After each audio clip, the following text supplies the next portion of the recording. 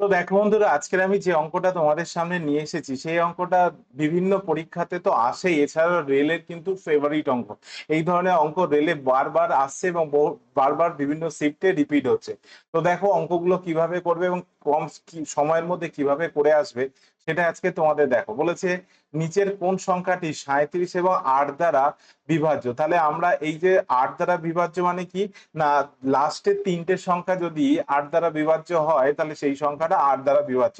তাহলে দেখো প্রথমে যে অপশন এ তে আছে 370, এটা কি 8 দ্বারা বিভাজ্য? দেখো 4 8 32, ওদিকে থাকলো 5 50, যেটা 8 দ্বারা ডিভিজিবল নয়, এটা হবে না।